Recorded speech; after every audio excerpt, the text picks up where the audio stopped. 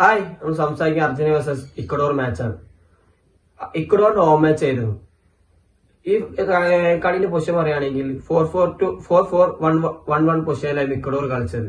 അർജന്റീനയാണ് 4-2-3-1 പൊസിഷനിലായിരുന്നു കളിച്ചത്. ഒറ്റ സ്ട്രൈക്കർമാരെ വെച്ചിട്ടായിരുന്നു കളിച്ചത്. വലൻസിയയും അതേമാതിരി ഇക്വഡോറിൽ, അർജന്റീനയിലാണെങ്കിൽ ലൗട്ടറോ മാർട്ടിനസും.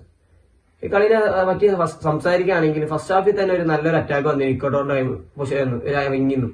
ആ വിങ്ങിന്ന് അറ്റാക്ക് വന്ന് ആ ബോൾ തന്നെ ഫൗൾ ചെയ്ത് ഒറ്റാൻ വേണ്ടി ആ ഫൗളിൽ റെഡ് കാർഡ് കിട്ടി. അർജന്റീന ഫസ്റ്റ് ഹാഫിൽ തന്നെ 30-ാം മിനിറ്റിൽ തന്നെ അർജന്റീന 10 ആളായി ചുരുങ്ങി.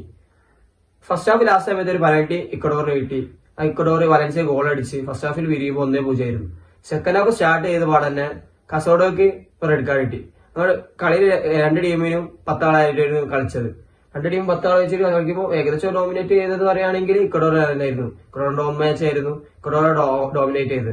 പിന്നെയും കളി 1-0 ആയിരുന്നു. അർജന്റീന തോറ്റു. പിന്നെ സംസാരിക്കുകയാണെങ്കിൽ അർജന്റീന ഓൾറെഡി ക്വാളിഫൈ ചെയ്ത ടീമാണ്.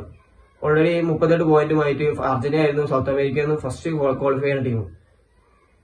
പിന്നീട് ഈ കോൺഫിഡൻസ് വെച്ചാൽ ഈ മാച്ച് ഇക്വഡോറിന് നല്ല കോൺഫിഡന്റ് ഇട്ടു. കാരണം ജയിച്ചിട്ടാണ് വേൾഡ് കപ്പ് കളിക്കാൻ പോണത്. അർജന്റീന ആണെങ്കിൽ എന്താ പറയാ ക്വാളിഫൈ ചെയ്യുന്ന ലാസ്റ്റ് മാച്ച് തോറ്റ് അത് കളിക്കാൻ പോകുമ്പോ ഒരു എന്താ പറയാ ഒരു കോൺഫിഡന്റ് ഉണ്ടാവില്ല. കാരണം ഓൾറെഡി മെസ്സി ഇല്ല. ഇനിയിപ്പോ പറയുകയാണെങ്കിൽ മെസ്സി ഇല്ലാണ്ട് അർജന്റീന കളിക്കാൻ പറ്റില്ല എന്ന് പറയും. അതിന്റെ മുന്നത്തെ കളിയൊക്കെ കളിച്ചിട്ടെങ്കിലും ലാസ്റ്റ് മാച്ചിൽ പറയുമ്പോൾ അതായിരിക്കും പറയാം. അപ്പൊ ഓൾറെഡി ഇനി ഇങ്ങനെ തന്നെ ആയിരിക്കും. നല്ല റെഡി ആക്കും ടീം. ചെറിയ ചേഞ്ച് ഒക്കെ വരുത്തുമെന്ന് വിചാരിക്കണേ. പക്ഷെ എന്തായാലും അർജന്റീന തോറ്റ്. ഇനിയിപ്പോ